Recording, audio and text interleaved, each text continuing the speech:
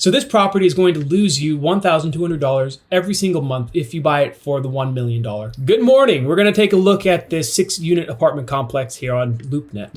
They're asking for $1 million, and we're going to go through and analyze the property given the existing rents and expenses to see if this is going to be a good deal for us. If it's not a good deal as it stands, we'll calculate how much we should be charging. I'm going to be using this multifamily pro forma tool here on Land Price Calculator. Just go over to Analysis Tools and then Multifamily Pro Forma. Here we can enter in all the assumptions about the property, income, expenses, and then it comes up with a cash flow with all of the metrics and analysis that we need. So they're asking for $2 under $1 million. Somebody thought, I want $1 million, but I want to make it look like I know what I'm doing. So we're going to go $2 under $1 million. So this is 6 units. It started with 5 units and then they added on an additional unit. I would like to check to see if that was permitted, if it's legally allowed to be. So they put in a new roof. It's been managed since 2022. They have about $86,000 in gross income. It's about 80 years old. Plenty of parking. Then Monmouth is over here. It's just west of Salem, Oregon. And Salem is right there on the west coast. Lucky for us, they give us a rent roll and a profit and loss statement. Not a lot of people do this. Not a lot of listings do this. So points to them for the transparency. Let's take a look at the rent roll. We have 1 vacant unit and total rental income of $5,910 per month. Let's go to our pro forma. They're asking for $999,000. There are 6 units. Rents per month was, let's say $1,200 per unit. Repairs, it doesn't look like we'll be needing to repair that much. There might be a little bit. So when we purchase it, we're going to be offering with 30% down. That's what our financing partner is going to want, with an interest rate of high 7s, low 8s. The bank that I'm working with, it's prime plus 2.5. We're going to be holding this loan for 25 years. And then just for taxes, we'll just say this is 0 for now, just so we can get a sense of what our income is before taxes. Rental income. So our rental income at $1,200 a month, we're going to take into account the vacancy here in expenses. Some people put it in as loss of income. Some people put it in under expenses for expected vacancy.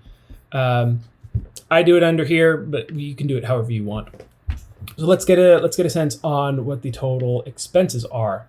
If we go back to the profit and loss statement, they're paying water, sewer, garbage.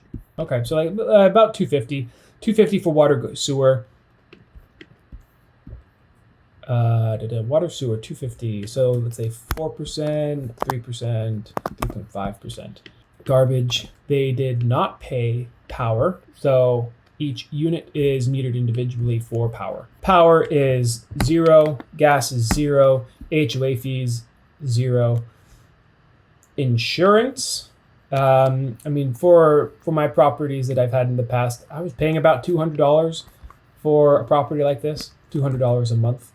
Property management fee, 8%. Capital expenditures for a building like this, you want between 5 and 7%. So you want to be putting away 5 to 7% every month, just in case you're going to be needing some major fixes.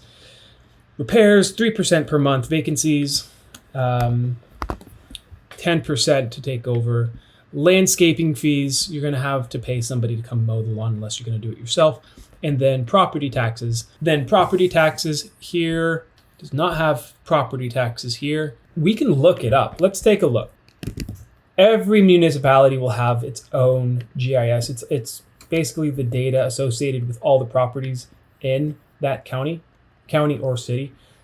So I'm just going to poke around the Polk County site until I find either just a web map. Sure. Interactive mapping tool. It was sold in 2011. Let's do a property search. So my goal right now is to find out how much they're paying for taxes. And so this has a little bit more information about the property in terms of taxes. Like we can see here, it was bought and sold for $264,000 back in 2011, December 15th. Let's take a look at taxes. On the tax summary, everything is paid up to now. They paid $5,597 If we take this back, property taxes, it's going to be 559. So 57. And this, you can just play around with these numbers until you get a number that's close enough. Yeah, that's close enough. Okay, so we have property tax, insurance, sewer, water, garbage, electric, gas, HOA, lawn, vacancy, repairs, capital expenditures, property management. So we are paying 43% of all of our income. Now our net operating income of 57% is $4,103 per month. Our mortgage payment is $5,319. This number, your net operating income, has to be bigger than this number. Otherwise, you're losing a lot of money every month. And as we can see, our total monthly cash flow before taxes is negative $1,200. So this property is going to lose you $1,200 every single month if you buy it for the $1 million. The offer price, just to let you know, is just a number that they pull out of the hat. Unfortunately, they get framed to this number. Realtor will say this property is worth $1 million. You should offer $1 million. You might get less, but we'll see where it goes. The incentive structure is completely backwards in real estate.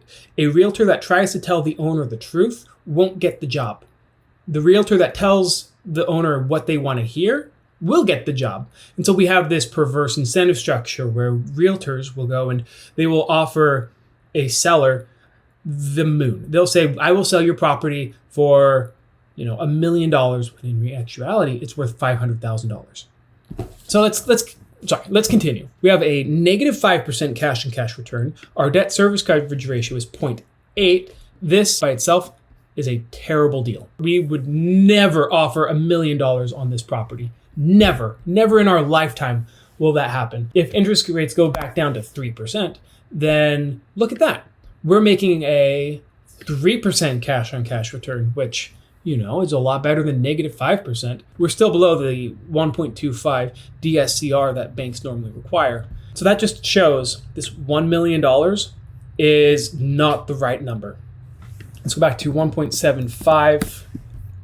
For each unit, the rents are $1,200 per door. If we go over to this price per door calculator, this calculator gives us a very quick and easy method to determine how much we should be paying for each unit. So it's $1,200 per door. For 25 years, expense percentages, we saw that was about 43%. There are 6 units, closing costs at 0.5%, interest rates at 7.75%. We're doing a down payment, and we are expecting, and we need a 10% cash on cash return to make it work. Ever since the NAR lawsuit, the buyer is paying the buyer's agent fee. So I'm calculating that into the offer to seller, subtracting it off of the total building value, and that's going to be the offer that I'm paying. With all of this information in it, we should be paying $87,000 per door. It shows we have a positive, our mortgage payment is less than our net operating income, which gives us a cash flow of $220 per unit. Our debt service coverage ratio is 1.47. The banks are going to love this. Our cap rate is 9.3, which is more in line with this type of property. The total building value, $527,000. We should be offering $511,000. This is a fair offer for this property. And we can see how much of a IRR this person will be getting. Let's say we're offering $511,000. How much did they buy it for? If we go to sale history for $264,000, they bought it for $264,000 back 2011. And so their IRR is 5.2%, which if you have it in a money market account, that's fine. That's fine. You could be more fair to the seller. If you offer them $650,000, they'll get a 7% IRR. It means that you're taking less on the cash on cash return. It means your returns are going to be a lot worse, but it incentivizes the seller further. How long has it been on the market? Okay, so this has been on the market for about 6 months now, and there's been no movement. This is because they're selling this property for way too much. I would go to them. I would give them our reasoning based off of the assumptions you gave us. we're going to be a negative 5% cash on cash return. Stupid money doesn't exist anymore. We're out of stupid money. Stop waiting for stupid money to come and buy your property. It's not going to happen. The numbers that it does work at the current rates is $87,000 per door. And that means we are willing to offer $511,000. That's how you do it. I'd write that up. I'd talk to the realtor, try to lay out exactly our thought process. That's the process of analyzing a sixplex, going deep in the multifamily. We're going deep in the pro forma, breaking out every expense, seeing exactly how good or bad of an offer this is, and then seeing what we would need to offer for this to be a good deal for us. And that's it. That's how I analyze a 6-unit property. You can do this for anything from a duplex all the way up to 100 units. It's numbers. They're numbers. The larger the complex is, the more by the number it gets. With these smaller unit numbers, it becomes more emotional. The seller thinks that they have the next Taj Mahal. Probably been in their family for, 13 years. And so they've become attached to this. I don't know their personal situation, so I'm not gonna try to guess. But they're selling for a reason. We need to offer them something that they will accept. And if we can show that our offer is fair, they're more willing to take it. So that is it. Hit me up if you have any questions. I'd love to hear what you're working on. Please let me know. Thank you, and I will see you all in the next one.